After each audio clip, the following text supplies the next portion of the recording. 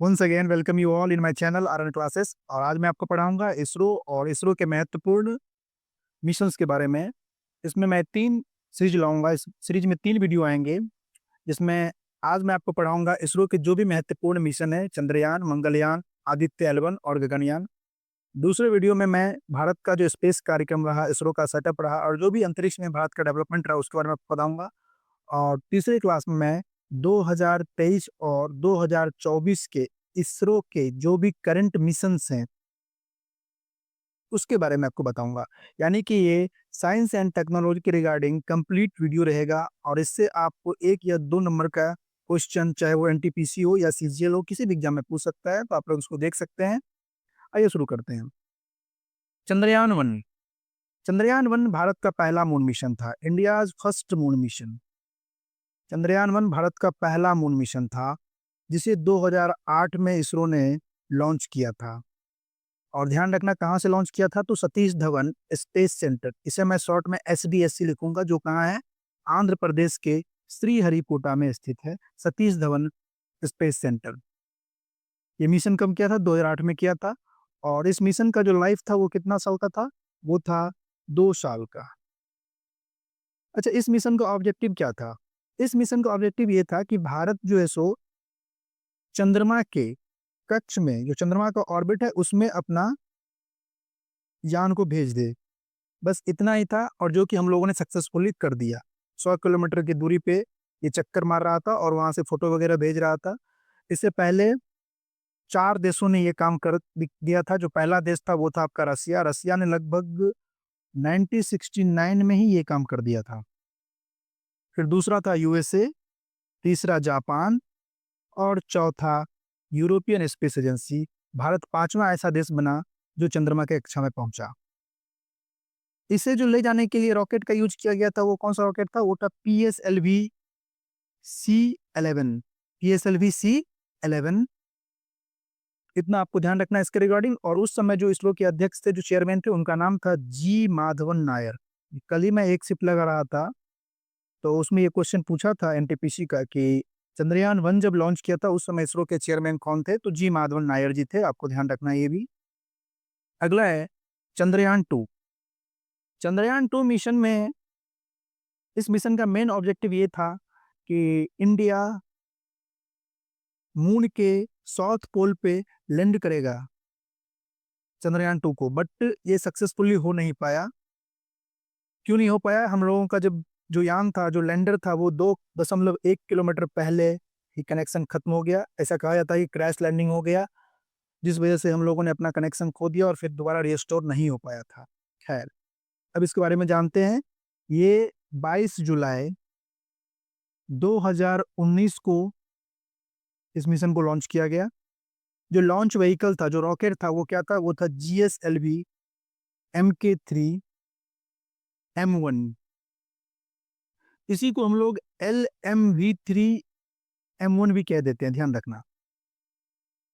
इसमें जो कंपोनेंट था, जो लैंडर था, लैंडर का नाम क्या था? विक्रम। ये तो सबको पता होगा। और जो रोवर था उसके अंदर, उसका नाम था प्रज्ञान। क्या नाम था? प्रज्ञान।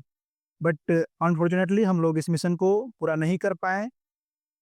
और इस समय जो इसरो के चेयरमैन थे वो K. शिवन जी थे। अंडरस्टूड। अगला मिशन है हमारा चंद्रयान 3।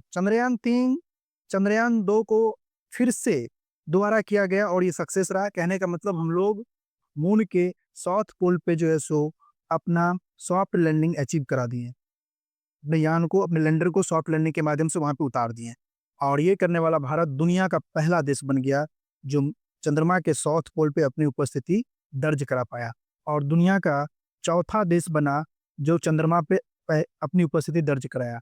इससे पहले 3 देश है। अगेन, आपका सोवियत संघ है, नासा जो अमेरिकी अंतरिक्ष संगठन है, और तीसरा है CNSA। ध्यान रखिएगा इसको। अगर पूछे कि साउथ पोल पहला कौन है, तो भारत। वैसे चंद्रमा पे उतरने वाला तो चौथा है। सबसे पहले USSR, जिसको हम लोग सोवियत संघ कहते हैं, उन्होंने चंद्रमा पे अपनी उपस्थिति दर्ज की थी। हम लोग सक्सेसफुली चंद्रमा के साउथ पोल पे अपना यान उतार पाए। इसको हम लोगों ने लॉन्च किया था कब? ध्यान रखना, 14 जुलाई 2023 को अगेन कहाँ से, सतीश धवन स्पेस सेंटर श्रीहरिकोटा आंध्र प्रदेश से, और ये चंद्रमा पे अगस्त 23 2023 को हम लोगों ने सॉफ्ट लैंडिंग करवा दिया। इसे जो रॉकेट लेके उड़ा था उसका नाम है LMV-3M4। रॉकेट को भी नहीं भूलना है, रॉकेट भी एग्जाम में पूछ लेगा कौन सा रॉकेट लेके इसको उड़ा था। और इस समय जो इसरो के चेयरमैन थे उनका नाम था एस सोमनाथ। अंडरस्टूड। और जो मिशन का लाइफ था वो था लगभग 1 लूनर डेज। कितना था? 1 लूनर डेज था। 1 लूनर डेज पृथ्वी पे 14 दिन के बराबर होता है, ध्यान रखिएगा। यानी कि इस मिशन का लाइफ कितना था?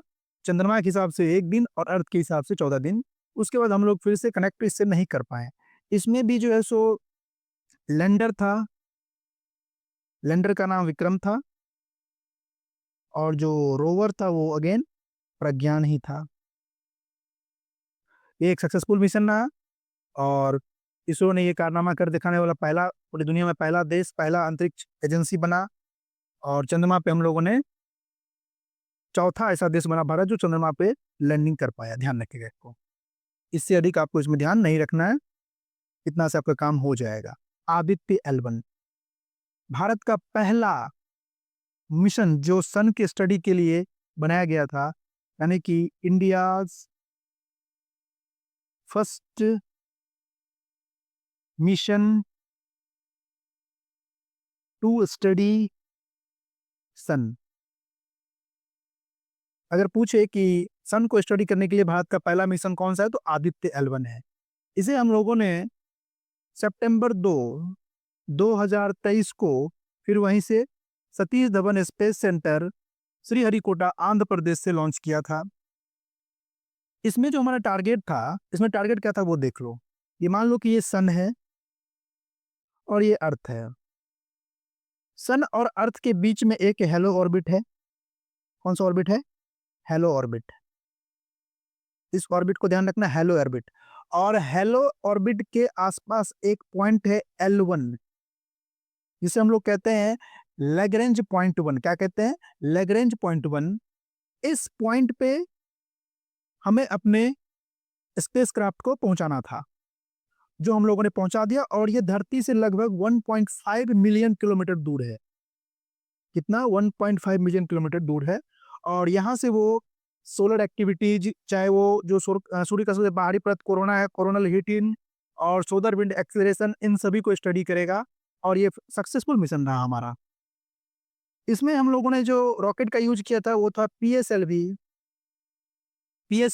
C57 रॉकेट, जो PSLV का 59वां फ्लाइट था। और इसमें तकरीबन 7 पेलोड्स थे जो डिफरेंट स्टडी करेंगे। ध्यान रखिएगा इसका प्रो। तो मेनली आपको ध्यान रखना है आदित्य L1। और ये 2023 में इस मिशन को छोड़ा गया था। कहाँ से? सतीश धवन स्पेस सेंटर से। और इस मिशन का उद्देश्य क्या था? लैग्रेंज पॉइंट 1 पे जाके अपना स्पेसक्राफ्ट को पहुंचाना, जो हेलो ऑर्बिट के आसपास है, जो अर्थ से 1.5 मिलियन किलोमीटर दूर है। और अभी भी इसरो के चेयरमैन कौन थे इस समय? एस सोमनाथ जी थे। तो ये भारत का पहला मिशन हो गया जो सन को स्टडी करेगा। अंडरस्टूड। अगला है मंगलयान। देखो, मंगलयान जो मिशन है, पहला मून मिशन है इंडिया का, फर्स्ट मून मिशन भारत का, और पहला एशियन नेशन। और ये सक्सेसफुल भी रहा, पहले ये जनवरी सक्सेसफुल रहा। और ये पहला एशियन नेशन बना जो मून पे, सॉरी मंगलयान, जो मंगल में ऑर्बिट में अपना स्पेसक्राफ्ट पहुंचा दिया। ध्यान रखना, इसमें उतारने वाला कुछ ऐसा नहीं था, बस उसके ऑर्बिट में अपने स्पेसक्राफ्ट को पहुंचाना था। और ये करने वाला भारत बन गया चौथा देश पूरे दुनिया में। इससे पहले 3 देश, रसिया, अगेन नासा जो अमेरिकन स्पेस एजेंसी है, और यूरोपियन यूनियन, इससे पहले इन तीनों ने ये कारनामा कर दिया था और भारत बना चौथा देश। लेकिन अगर एशिया में पूछे तो एशिया में भारत पहला देश बना जो मंगल के ऑर्बिट में अपना स्पेसक्राफ्ट पहुंचा दिया। अंडरस्टूड। तो ये मंगलयान था। इसे जो लॉन्च किया गया था 2013 में। कब लॉन्च किया गया था? 5 नवंबर 2013 को। कहाँ से? Satish Dhawan space centre Sriharikota Andhra Pradesh. और जो हम लोग रॉकेट का यूज किए थे वो था PSLV C-25 रॉकेट था, इसको नहीं भूलना है आप लोगों को। और उस समय जो हमारे इसरो के चेयरमैन थे उनका नाम था डॉक्टर के राधाकृष्णन। डॉक्टर के राधाकृष्णन। अंडरस्टूड। अब हमारा इस वीडियो का लास्ट है गगनयान। देखो, गगनयान जो है ये अंतरिक्षयान भारत का पहला मानव युक्त अंतरिक्षयान होगा। भारत का पहला मानव युक्त अंतरिक्षयान होगा ये। इसमें टारगेट ये है कि 3 मेंबर को, कितने मेंबर को, 3 क्रू मेंबर को 400 किलोमीटर की दूरी पे, धरती से 400 किलोमीटर की दूरी पे 7 दिन के लिए ऑर्बिट में चक्कर लगाना है। ये इस मिशन का मेन टारगेट है। इसके लिए हम लोग बहुत अधिक पैमाने पे तरह तरह का रिसर्च कर रहे हैं और पीएम मोदी ने इस मिशन को 2018 में स्वतंत्रता दिवस के दिन घोषणा की थी। तब से ये थोड़ा सा गति पकड़ लिया है और बेहद तरीके पे इस पे काम चल रहा है। रिगार्डिंग कुछ मैं बता दूं, इसमें जो एस्ट्रोनॉट जो जाएंगे उसको ट्रेनिंग कौन दे रहा है? रसिया दे रहा है। ठीक है। और उसके बाद एक पॉइंट और ध्यान रखना, व्योम मित्र। व्योम मित्र ये एक फीमेल रोबोट है जिसे भारत, जो क्रूड मिशन होगा, जब लोगों को भेजने से पहले, जैसे कि दूसरे देश ने जानवर को भेजा था, ये सब करता है, लेकिन भारत ने ऐसा कहा कि हम लोग जानवर को नहीं भेजेंगे, एक रोबोट को ही भेजेंगे। तो व्योम मित्र को भेजने की प्लान कर रहा है। और ये कब भेजा जाएगा? ये भेजा जाएगा तकरीबन 1 मार्च 2025 में, जब भारत गगनयान मिशन के रिगार्डिंग पहला अनक्रूड मिशन यानी कि पहला मानव रहित मिशन करेगा, उसमें ये व्योम मित्र को भेजेगा। उसके बाद लगातार ये 2 और मानव रहित मिशन करेंगे। फिर लास्ट में जाके ये इनका टारगेट है कि 2026 तक हम लोग जाके क्रूड मिशन करेंगे जिसमें मानव जाएगा। यानी कि इस पे भी बहुत बहुत ज़्यादा रिसर्च चल रहा है। हर एक पहलू पे हम लोग ध्यान दे रहे हैं। इसरो पूरा मेहनत कर रहा है। तो टारगेट है कि 2026 तक ये मिशन भारत मानव को अंतरिक्ष में भेज देगा। और इसमें जो हम लोग रॉकेट का यूज करेंगे, LMV-3, द सेम रॉकेट, थोड़ा सा इसको अपग्रेड करके इसका नाम दे दिया गया है HLMV-3, ह्यूमन लॉन्च मार्च व्हीकल 3। अंडरस्टूड। तो ये था हमारा गगनयान और ये सभी के सभी इसरो के महत्वपूर्ण मिशन थे। बहुत जल्दी मैं आपसे मिलता हूँ। इसरो, उसके बाद जितने भी स्पेस प्रोग्राम हुए हैं भारत के, उसके रिगार्डिंग जितने भी डेवलपमेंट हुए हैं वो मैं आपको पढ़ाऊंगा। इस वीडियो में इतना ही। Thanks for watching RN classes.